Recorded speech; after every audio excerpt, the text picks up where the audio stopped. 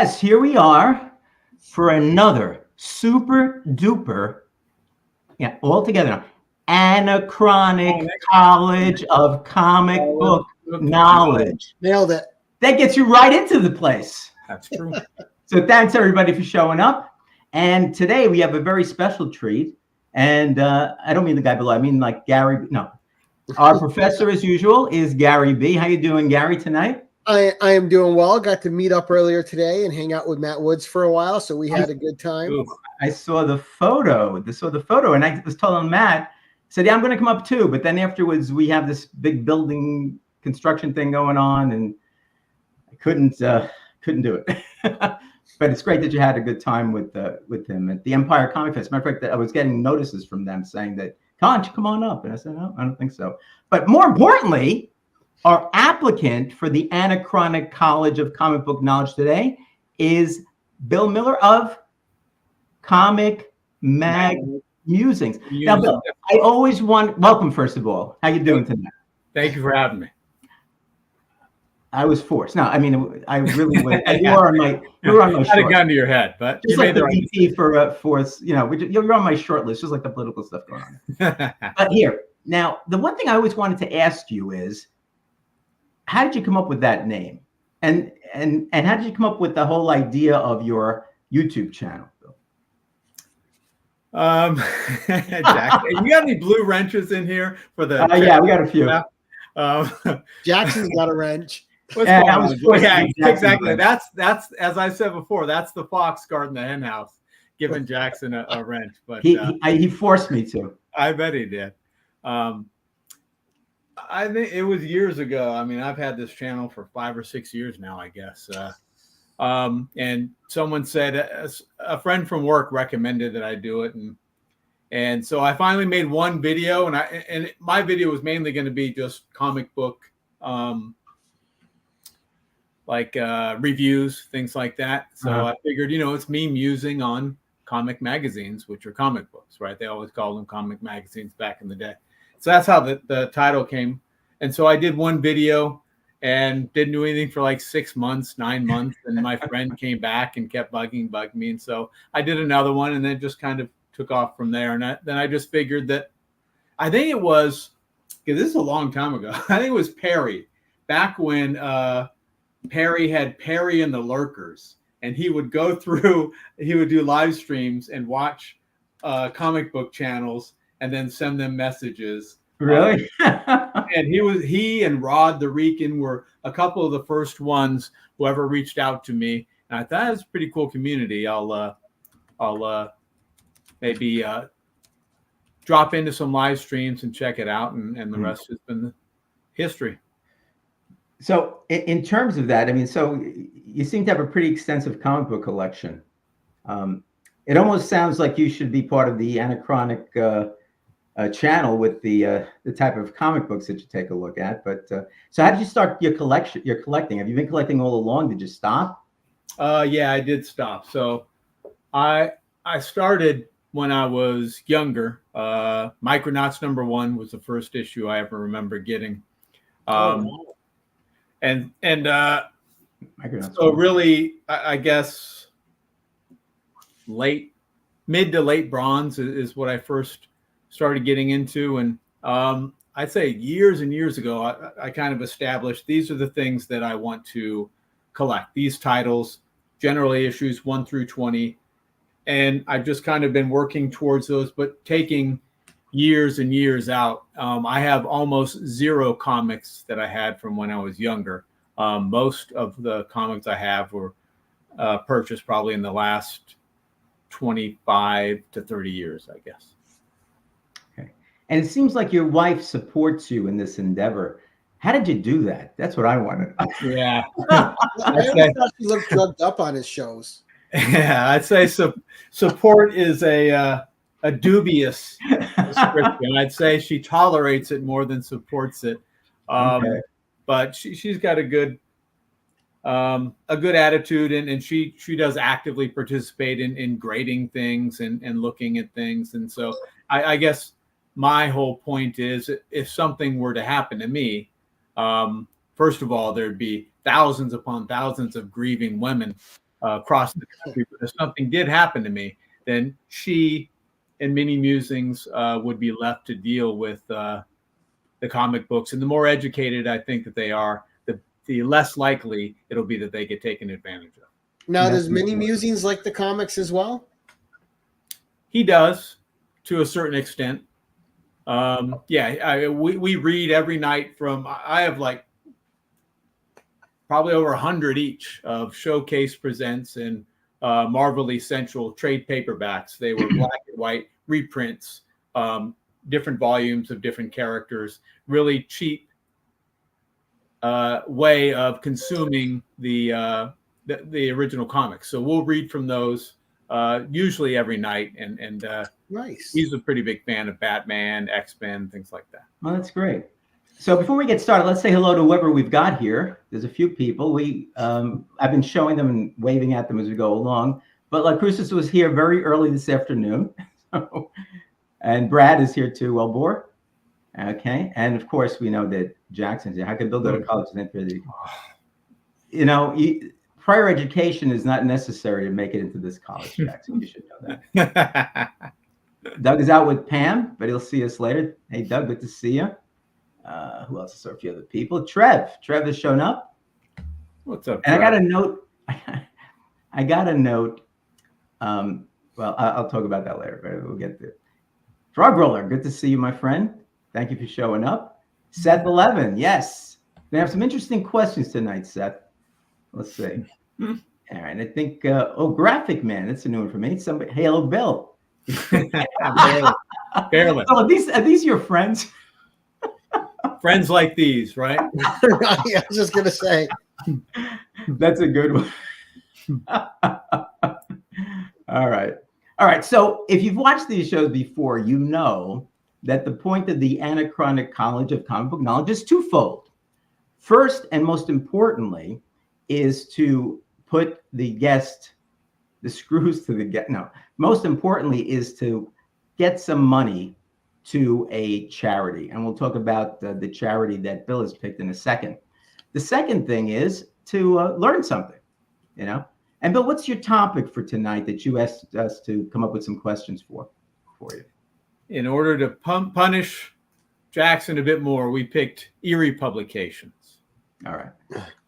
You know, Paul. And you mentioned that it had to be an eerie publication that there were Not two to be eerie confused. publications. Yeah, I just did, because there's confusion around it, right? So one of the 3 primary horror titles from Warren is called Eerie. Right. Right. They have Vampirella, Creepy, and Eerie, which is different than Eerie Publications by Myron Fass, who produced these really around the same time. That's the guy, yeah. Right, and they kind of aped them. That's him. Yep. Right. So he's an interesting character, because I got to learn something about him once you said that you wanted to have the questions on him. Yeah. Very, very interesting. Yeah. You know? And our paths actually crossed somewhat, which was surprising to me. Cool. But because I bought one of his comics now and then. That's but he wasn't too far away from where I lived. You know, so It's kind of interesting that was the case. But yeah, he was in New York and New Jersey for a long time, and then moved down to I think Ocala, Florida. Yeah. But yeah, I thought it'd be an interesting topic, perhaps. Unless you watch my channel, a lot of people may never have even heard of Eerie Publications. So I thought it might be fun and interesting. They all think it's the other one, I guess, you know. They might. And the story was pretty interesting, how he came up with that. It was almost as a spite to the other Eerie. Yeah. Yeah. You know, because they were competing for the name. So they came out with some sort of crappy little book so that they can get the name out first. So he changed the name of his publication company to Eerie, just to kind of stick it in their eye. Right. They were meeting with they were both had the same distributor. And so knowing that, James Warren went and produced an ash can of Eerie #1. That's why if you ever see comic magazines of Eerie, it starts with #2, because there was a first and second printing of Eerie #1.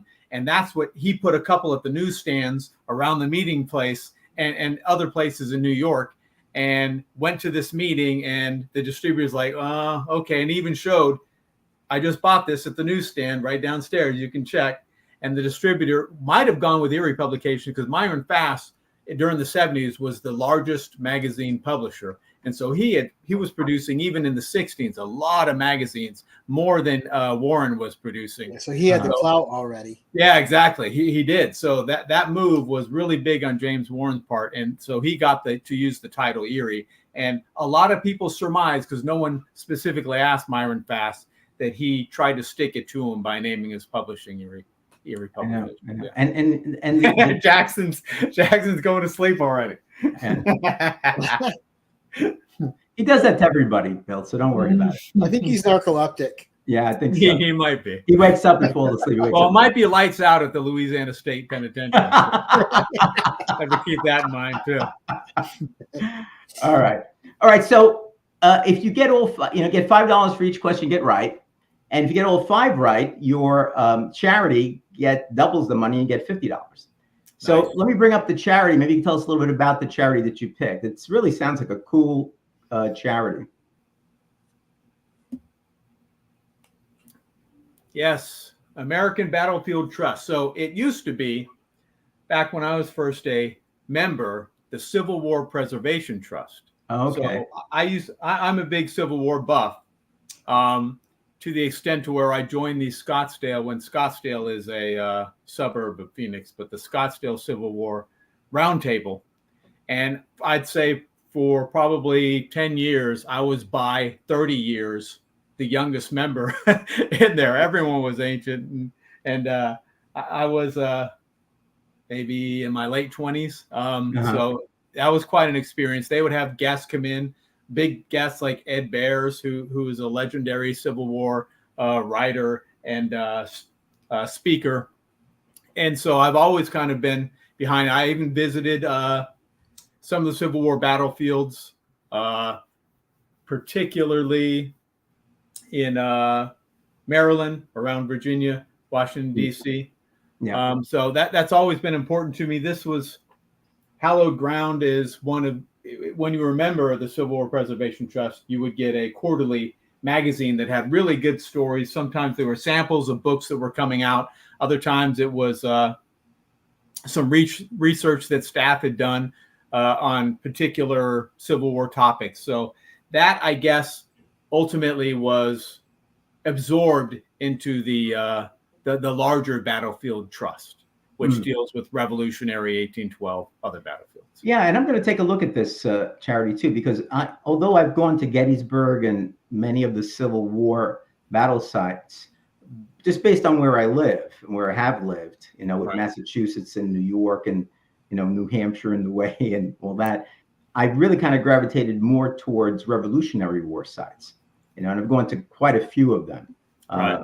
all over up in the Northeast, because they're plentiful up here. Sure. And I mean, it's just like really, really interesting to know. But Gettysburg, was just amazing. I went with some friends a few years ago, and it was just an amazing experience. I had been there many, many years before as a kid, but then going as an adult and kind of understanding a little bit better some of the stuff that went on, Sure. definitely a great experience.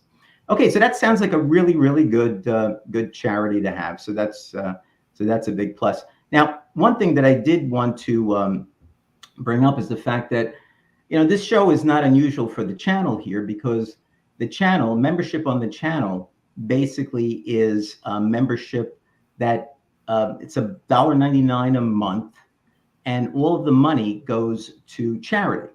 And let me bring up my members and the charity that's here. Let me bring this up. Where are you? All right. So, and there we go. All right. So right now we have a number of channel members, and everybody here pays $1.99 a month. And as a result of that, I've been able to send a few $100s to St. Jude's Research Hospital for Children with Cancer and the Tunnel to Towers Foundation, that provides so many different opportunities to help both families of fallen first responders, of fallen soldiers, and also soldiers that come back with critical injuries, where they actually built smart homes for them. For the homeless soldiers that have come back, they have bought a number of different hotels and built efficiency apartments for them. and they could just live there. And they also have counseling and everything for them as well. They do so many different things that St. Jude's speaks for itself. If you don't know Tunnel to Towers, you should take a look at them. It's really, really a fantastic organization. So I'm very proud of the people that have joined. Again, only $1.99 a month. And as I collect the money from YouTube, I send it out to these two charities. So we have Tina, and I said I was going to wait. Tina wrote to me and said that she had to work late today and was apologizing for not making the live stream. But Tina, we appreciate you. And no excuses, Tina. Thank you for being here. So we have Deadman, Terry from England is here too. Mark Andrews, Chuck Hensey, Trev, who's in the chat, Gary B, our professor, Philtastic Comics and Art, Brian LCS, a comic book worm, we have Naman, Richard Veith, Lenny, Pretty Fly for Filipino Guy, Rob Fastax of Comics, Cliff on Comics, who will be next month's applicant for the Anachronic College. We have Milk Miller, Dave Draghi, Evils Comics, Sleepy Reader 666, Spinner Rack Studios, Doug Bratton, Chris Bigger, and Dave Bratton. So thank you again, guys. And if you kind of see it in your heart that you think you can maybe have one less super duper, whatever you call one of those drinks with all the coffee syrups and stuff in it, maybe you can join. And $1.99 a month. That's all it is. And it'll help you just get more money to these two charities. So with that said, why don't we get started? Real quickly, you did mention a comic bookworm. I did want to send my thoughts out. Let him know, let Naman know that he's in my thoughts, and I think probably all of us as a collective community. He's made it back home now. Rebounds, yes, he has. Yeah, I did a little change with him. He had a little bit of a health issue, but he seems like he's really on the road to recovery. He looked pretty good. He's on the live stream. Yes. He looked good. It's going to take a little bit of time, but I think he has the right attitude, and we're all there to help support him. So Naman, we're here for you, my friend. If you need anything, just let us know. All right. Okay. So as I mentioned, and let me, I think I have a banner here for you. Yeah, you should follow this guy. Oh, I thought it was a See Your Way Out banner. I get that one a lot. I don't pay it. No, never mind. That's the next one I'm going to show a little bit later on. So his YouTube and Instagram, Bill's YouTube and Instagram is below. So we'll let that run for a while. So, okay. So let's get started. Our professor, Gary B, is going to be the person who gives you the first 3 questions, I think, right? Gary, that's what we agreed to. All right. So as we go, the question will come up. If you watched this show before, I'll stop the video in midstream. Gary will ask the question, and you'll have an opportunity to answer. Now, the key here is I had told Bill that he could bring somebody else on if he wanted to be kind of his in-person lifeline, and he indicated nobody else knew anything about this except for him. So that's why he's the only one here. Well, not that I know of anyways, yeah. That you know of anyway. But you can reach out to the chat at any time if you think you want some help. The chat is allowed to use whatever kind of research information that they can get to. Occasionally, Professor Gary has been kind of nice to give some hints as well. Sometimes he almost gives away the answer. And I'll do good on the questions, Bill. I wrote them all down with a big crayon. Just for So, all right. Only one crayon up the nose and one to write with, right? One to write with. All right. Whatever gets the work done. And the questions do get a little bit more difficult as they get along. That's why I'm going to do the second and the fourth and the fifth one. And what is please let Gary give the questions. Joe can't count his yes. That's true. Is he claiming that you didn't follow the 10-1-1 pattern? Is that what he's saying? Now a lot of other people are not following it, and I'm getting the blame for it. I don't understand. Okay. That's right. We say you really Joe'd that one up. Hey Shop, how you doing? I just wore your t-shirt yesterday. All right. So let's start. Question number 1. Me.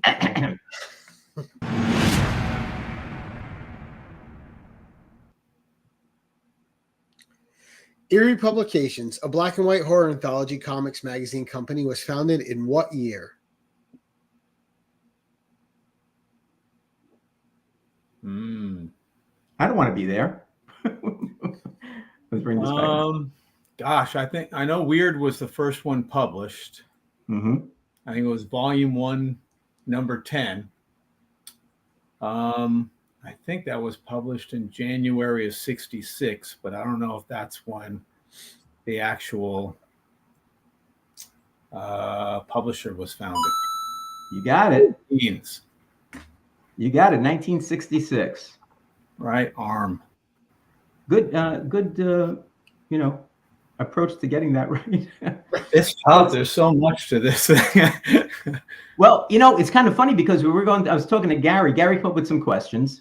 Then I came up with some questions, and I said, I hope these are the right type of questions. Right. Yeah, because you really, you couldn't get into the stories. At least I don't think you could get into the stories because they're all different. And yeah, they are. Yeah, and that would be.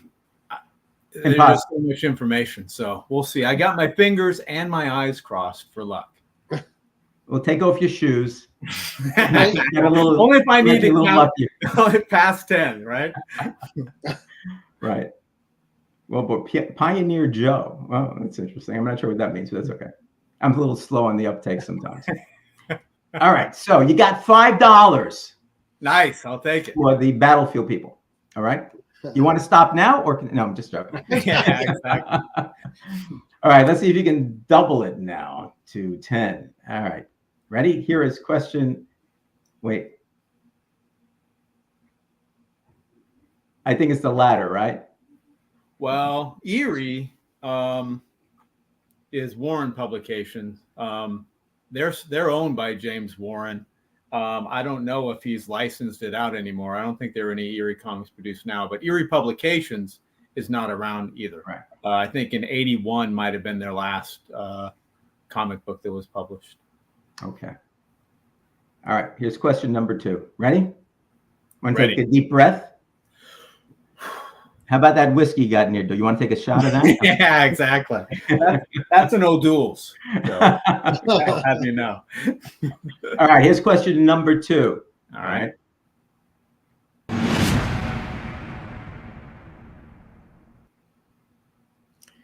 How did Myron Fass get around one of the words frowned upon by the Comics Code to name his first publication Weird?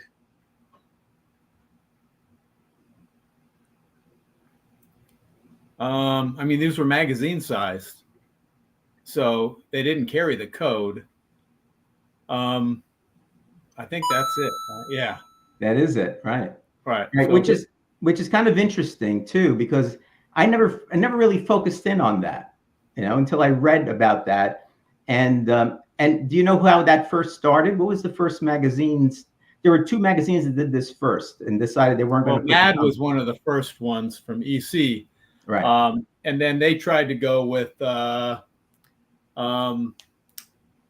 Illustrated, Shock Illustrated, Romance Illustrated. So EC tried to duplicate that, but the issue is there was so much bad blood, allegedly, that the distributors wouldn't distribute those magazines, and Mad was the only one to survive. I suspect, because I do have some of those EC magazines, that it's because they were so text heavy that people just weren't that interested, because it really wasn't the same as a comic book. Whereas like Erie Publications, Warren, Skywald, those are all like comic books, but they're in magazine format, so they didn't have to follow the code. That's right. And you know what, quote unquote, magazine each one of these looked at as the basis for their argument? I saw this in one article, so I didn't find a second article. So unlike, the people in the news, I don't have 2 sources for this. Yeah, you couldn't substantiate it. Huh? I don't know. No. They focused on Playboy magazine. Oh, okay. They did have some cartoons and whatever, but so they focused on Playboy as the magazine, and that's how Mad got the idea, saying we're not doing it. We're a magazine like Playboy, and that was how they kind of looked at it, to try to say this is different than a comic book, That is interesting. Yeah, Gary reads it for the articles, but that is very interesting that it was Playboy. Yeah. I know it's not the pictures, Gary. You're beyond that, but yeah, I think Myron Fass also produced a magazine called Jaguar, which was a Playboy-like magazine. It certainly had a lot of girly and and picture magazines. Right. That's right. So you're doing pretty well. All right. You are up to $10 for the Battlefield people. If you get the next one right, guess how much money you're going to get for them? 174. Close. Oh, no, give me another try. 15. Yes, 15. Correct. All right. All right. All right. Gary, you ready? We almost stumped him, I thought, on question number 2. So now I'm afraid. You should be. Hey, Kenneth. All right. Here we go. Question number 3.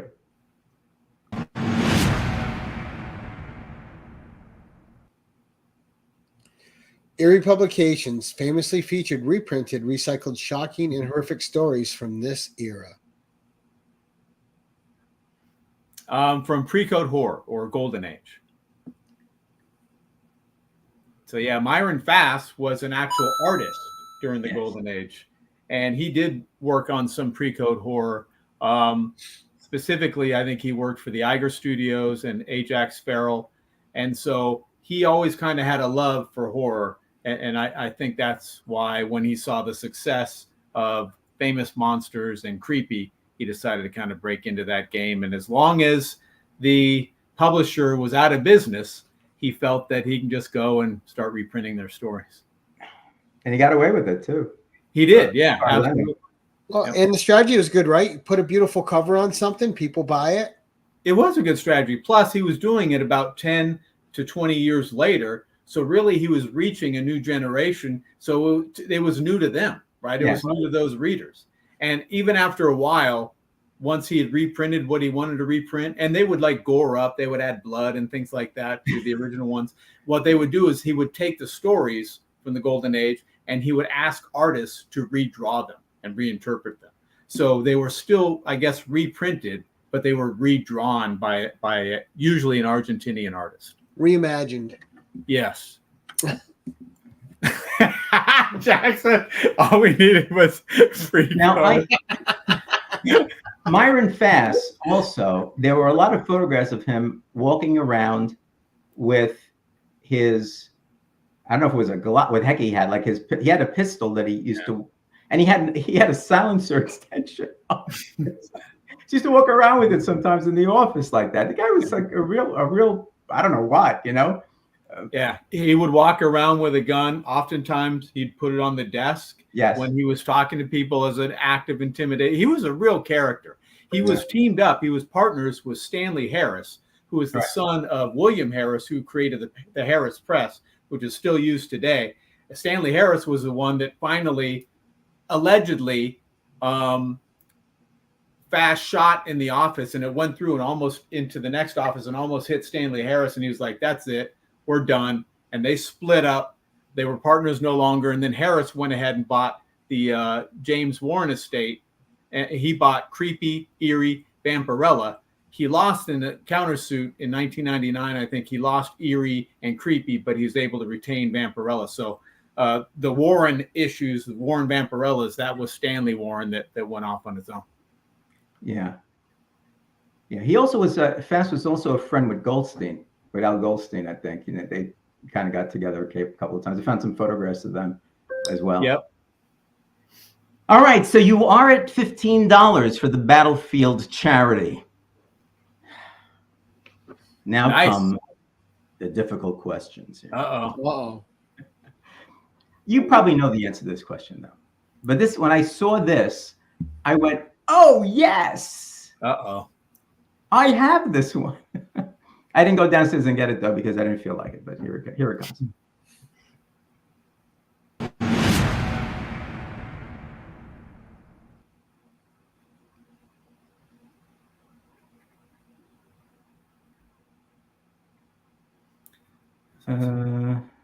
Hold on a second. Okay. So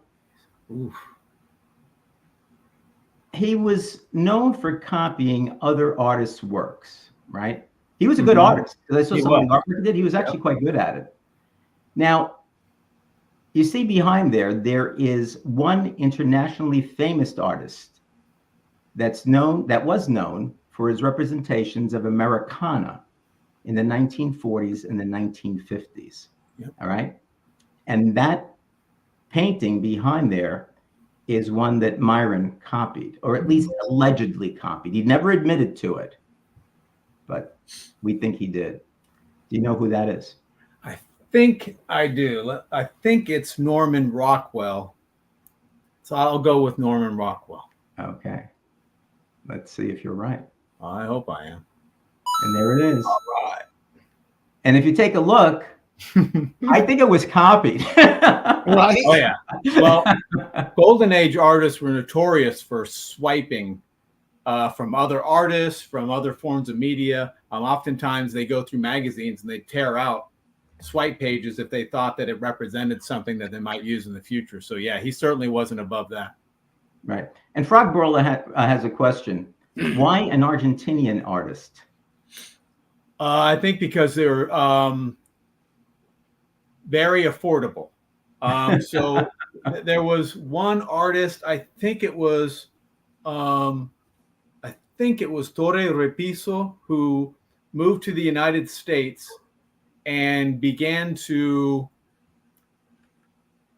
play almost like an agent between Argentina and the United States, because the Argentinian comic scene was coming to a big halt because the government was changing over and there were a lot of censorship clamps. And so kind of like how Marvel discovered a lot of artists in the Philippines, Warren discovered a lot of artists in Spain, Myron Fass and Charlton found a lot of artists from Argentina. Right. And a lot of Argentinian artists had to go into hiding. Yeah, absolutely.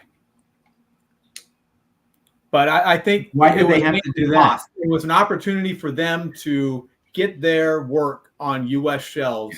And Myron Fass was always about doing things as cheaply as possible. And he had so many books that he was putting out too. You know? He did. Sometimes it was 50 magazines a month. I know. It was amazing. Yeah. Okay. So here you go, Bill. Deadwood. Yeah, I know. There's some comments I just refuse to put up. All right. So Frog Brawl says thanks. All right, that's a good one. That was an answer to your friend graphic. Yeah. What tree would you be? And the answer, of course, was Deadwood. Okay. All right. So here you are. You've got $20 for the Battlefield charity. Now, if you don't get the next one right, that's pretty good. $20, not bad, you know. But if you get the next one right, the $25 will be doubled to $50. Nice. Okay. Sounds good to me. And this is one that is pretty interesting to me, anyway. It was. But again, I thought this was number 4. That's why I said it before. But this is the one that I do have a copy of this, and it was downstairs. But I didn't go to get it because I decided to have dinner instead. So I don't blame you for that. All right. So here we go. Let's see if you can get this, and then it'll be $50 instead of $20. Okay. Question 5. So in 1966, Fass created a superhero who raised the ire of Marvel publisher Martin Goodman. This hero shared the name of a popular superhero of the 1940s and a superhero letter created by Stan Lee. What was the superhero's name? That was the Carl Burgos created Captain Marvel. And he would say split, and all of his limbs would come off, and then he would say like Zam or something like that, and they would come back together. Yeah. So I have that copy downstairs. That is cool. And I said, I've got one of his comic books, man. I do. Yep. And he also had, I think, Henry Brewster, which was an Archie knockoff. So he tried a comics line. Yeah. With, would Arm Falloff from DC Comics be a copy of this Captain Marvel? What's that? Would Arm Falloff Boy from DC Comics be a copy of this guy? Yeah, exactly. How many copies can we get? Well, so here you go, Bill. You've got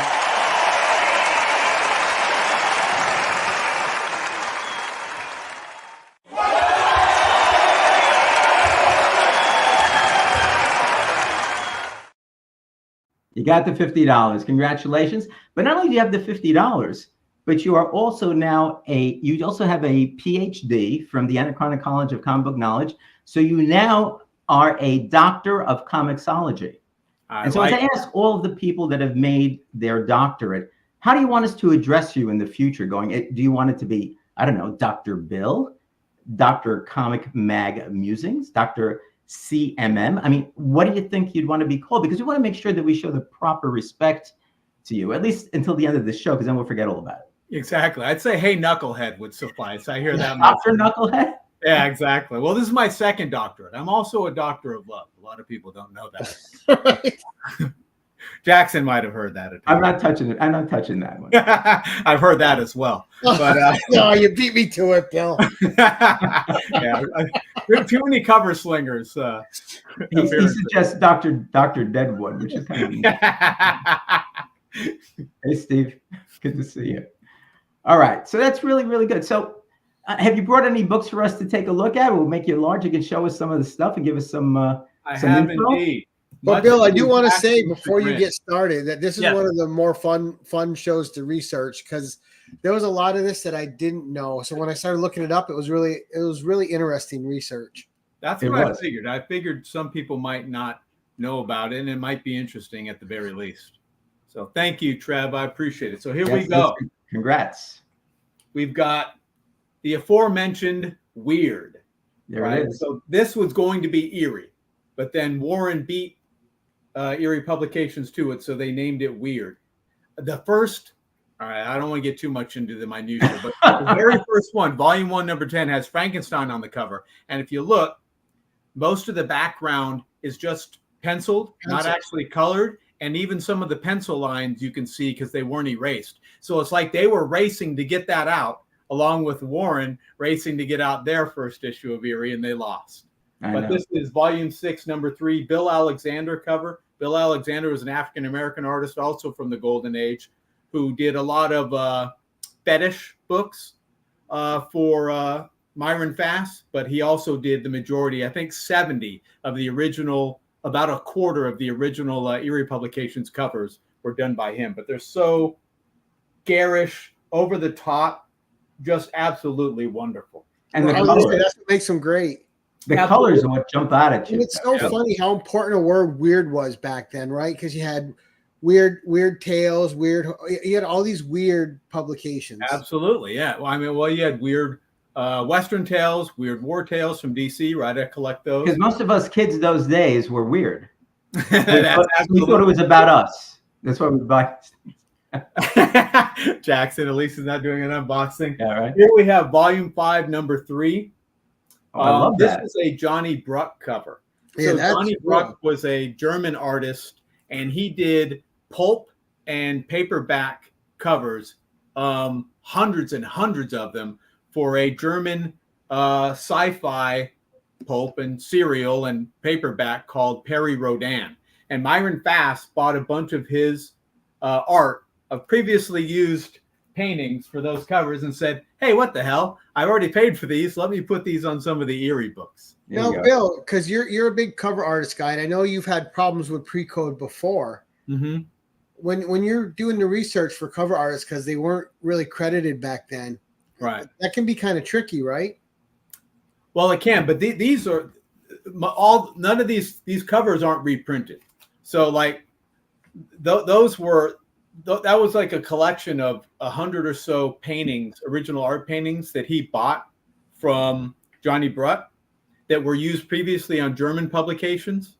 And then he put them on his. But all of even though these contain reprints from the Golden Age, all the covers were contemporary. So they were during the 60s and 70s. So, yeah. But yes, even so, it's hard to determine. You have to understand the style of who did it sometimes to figure out who the artist was, because even these weren't very good at crediting. I just want you to know, Bill, that I very quickly changed the crawl at the bottom to put your new title on. I appreciate that.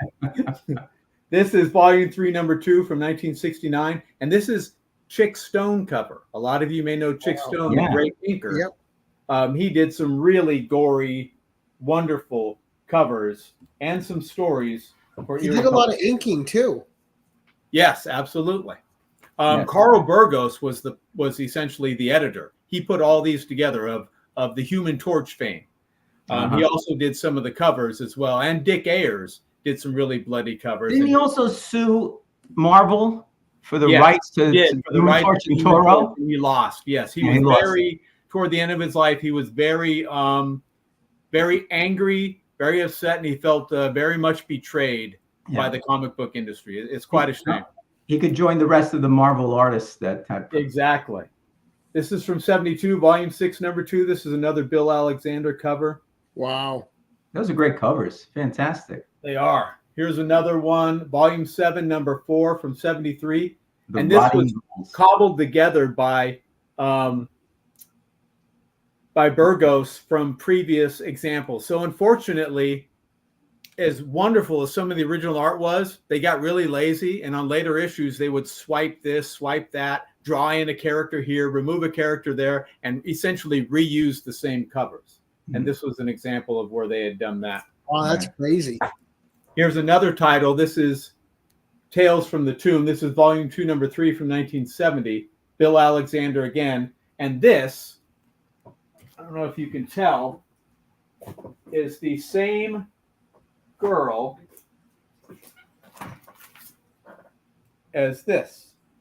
Oh, wow. So there's an example. Swipes again, huh? Yeah. Where one is staked and the other one isn't staked. Yeah. That's a practical example of what he would do. They were twins, Bill. They were twins. Yeah, exactly. Another Johnny Bruck cover, Volume 3, number 1. Oh, you could tell his cover. Look at Definitely. Yeah, that's a great perspective. What a creature. Yeah, it's fantastic.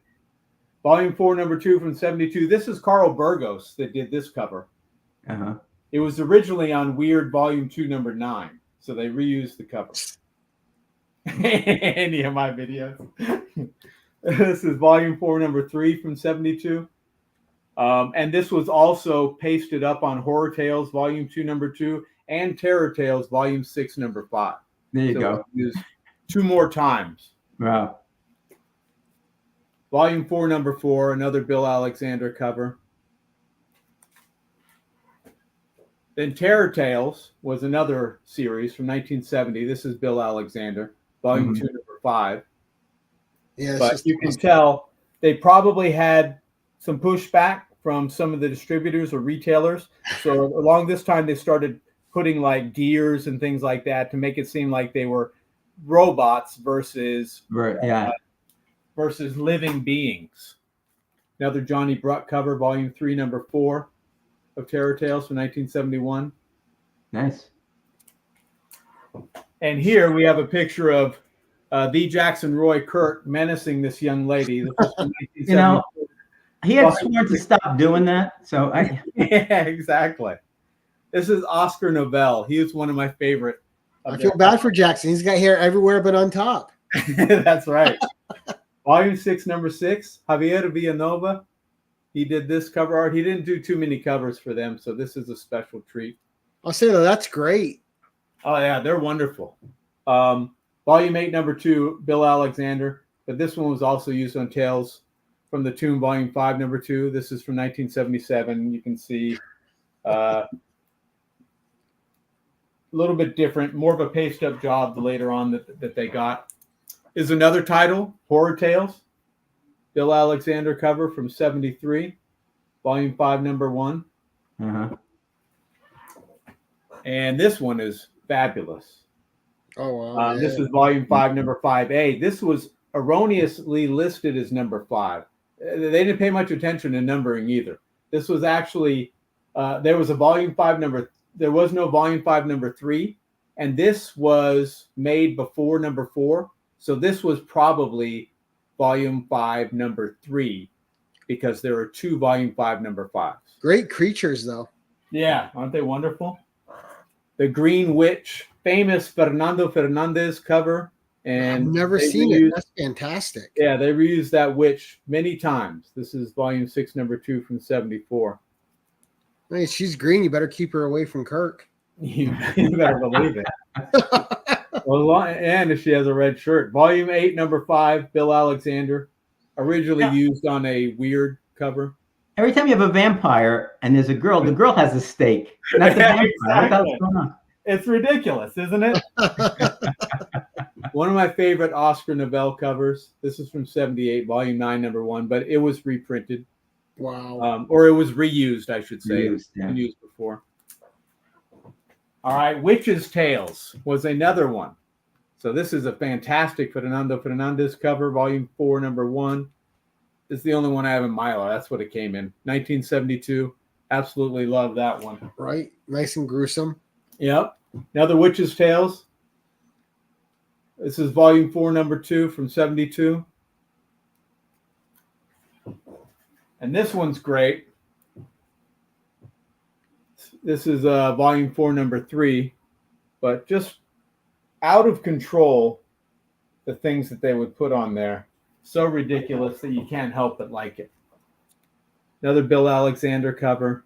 And I see they like that kind of like splash blob on the left side. Yes, they always kept that. Yep. And for most of their run, they would have a blurb at the top that said, like in new pictofiction or something like that. And so it couldn't have been new after 20 years, but it was still there. This is the last issue of this series with a Bill Alexander cover. And then Tales of Voodoo. And these were all interchangeable. Other than the titles, all the contents were absolutely the same from title to title. This is from 1969, a Bill Alexander cover. So they knew how to beat a concept into the ground, huh? Exactly. Well, this actually has a Matt Baker story in it, so that's kind of neat. If they're pulling all that stuff from the pre-code horror, he had all this stuff and he felt he could do it. All he needed was covers for them, right? That's exactly right. Yeah. And there were no advertisements. And most of the time, the stories would continue on the back cover. Bela Lugosi. This is Enrique Torres. That's Boris Karloff. Oh, that's what I meant. Sorry. Yeah. But that's Enrique Torres was a big Vampirella cover artist, but that was prior to him moving over to Warren. This is another Bill Alexander cover. Oh, this nice. is 1973. Yeah, the woman's not getting staked on that one, but she's still not doing well. Yeah. Well, that one's fantastic. Yeah. I'll show you some that are really funny. Here we have Jackson with his voodoo doll of me signed to get me to stop showing these books, but it's not working. So this is also Bill Alexander, Volume 6, Number 1. Did you notice that Paul said it looks like we got multiverse to a Bill Miller video? And Jackson says, I know. What do we do wrong to have that happen? You know, if there's anything I'm learning from these covers, Bill, is that only busty women are in peril. That's right. If you don't want to be chased or staked, have a little bit less up top, right? Right. Now, this is a Bill Alexander cover, same as Terror Tales, Volume 5, Number 1. This one's from 1980, toward the end of the run. These are Terrors of Dracula, so I don't have as many of these. I think this one's Bill Alexander. That guy's used many times the Green Werewolf over and over. Here's a Carl Burgos cover. All right, now I did want to get into these. That's all of the horror ones. I didn't get all the ones that I have, but he also did Great West. All right. This is Volume 1, Number 1. This is the second issue. And this is from Standard Magazine. It's a Standard Magazine just with text and pictures. It just has the art for the covers. Yeah, that's a great Western cover, all action. It is. Oh, this is cool. Carl Burgos, and I mean that's pretty. He's got a bloody scalp in his hand there. Right. That's pretty rough. They brought a lot of the things that they did on the horror titles to other titles. This is a crime title from 1970 with the Bill Alexander cover. There's a splash on the left there. Yes, same exact thing. Correct. Here's another one. This is the first issue of Tales of the Killers. They also did Crime and Punishment and Crime Does Not Pay, and they just reprinted the Lev Gleason stories from those Golden Age ones. This is probably my favorite, is this Weird Worlds. Oh, wow. Absolutely love that one. This is the Johnny Bruck cover, and they also had a Strange Galaxy. So Weird Worlds and Strange Galaxy were their two sci-fi series, but they would have horror stories in those as well. Here we have Jackson just before Thanksgiving dinner. in Kong from 1976. Wow. That's great. That's a one-shot from Countrywide Publishing. That is amazing. I'm a big Kong fan. I've never seen that. That looks incredible. It came out during the remake of the movie in the mid to late 70s. And the last one I'll show is one of my favorites, Sherlock Holmes from 1977. Oh, that's this is beautiful. also a one-shot, yeah. And that's Luis Dominguez, who did the cover art, who's probably one of the most famous artists from Argentina that made it. That's a beautiful cover. Isn't it? That one is incredible. He also has a really nice illustration that he did inside. All right, but that's all I brought to show. I can't show anymore. Well, again, Doc, we just want to bring these guys up again. All right, so the American Battlefield Trust will get $50 from the Anachronic College of Comic Book Knowledge. Someone asked me, don't I get a diploma or something? And the answer to that is no, you don't get one. That's weird, because Gary looks like one of those back room forgers that could at least produce something. But if you stay till the end, you see at the end, we have pomp and circumstance, and all of the people that get the doctorates are listed. So you are forever. Nice. I mean, we can get you one, Bill. It's going to cost you, though. It does. It does. So you won't be on this one because you just got your title. But on the next one with Cliff, New York, next month, you will be on that list, and so congratulations. Wonderful. Thank you. I appreciate it. Well, yeah, anything for you, I think. Anyway, so, but I think this is pretty interesting. Don't you think, Gary? I mean, it was absolutely. Even looking up this stuff, I had new appreciation for, because I used to see these around, even when I was a kid, but I was not allowed to buy any of them. Well, what's funny too is you never realize that the stories were reprints, right? Because you don't think about it. You just buy a magazine and you want to read the stories. Yeah.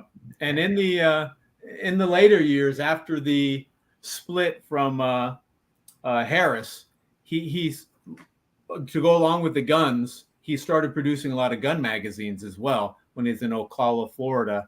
And he named himself Chief Big Marion Ross or something. That's the name. That's the name that he went by in the publisher credits. So he was out there, and his son worked for him for a while. His brother worked with him forever. Didn't actually do anything. But yeah, he's quite a character. Well, Bill, thanks. I'm sorry. Go ahead, Gary. No, I'm saying he had to be. I was just agreeing with Bill. Okay. I just wanted to thank Bill for showing up and showing us these great comics. And look, we tried to come up with some questions. We thought, I was afraid some of them might be a little tough, but you came up with the answers pretty quickly. So you know your stuff, your Erie publication stuff. Let me say that. And, those comics that you showed, I mean, I love those. They were terrific. I would say you probably had the hardest questions of any of the shows so far. For me, they were hard. I know that, but fun topic. I'm sorry, what was that? I said a fun topic for sure. It is, and I have new appreciation for them. So when I go around, I'm going to be just glancing for some. I don't know if I'm going to buy them because I don't want to go down that rabbit hole. It is a rabbit hole. But I may take a look at them. But I tell you, I did like that Sherlock Holmes one and that Kong one too. I know Gary's going to be looking for the Kong one. That's for sure. All right. And I also want to thank everybody that showed up in the chat. Thanks a lot so much for showing up. Tell everybody else about it. And don't forget, if you're not a member and you want to be a member and help out children with cancer and soldiers that come back injured and families of fallen soldiers and first responders, $1.99 a month, that's all it is. Consider joining the channel and helping me help these other people out, helping me change the world for these people. I think that'll be a great thing to do. All right, so everybody, Gary, thanks a lot. Bill, thank you again. Chad, thank you again. Thank you for those of you that watch this on replay as well. And with that, we'll say good night. Take care, guys.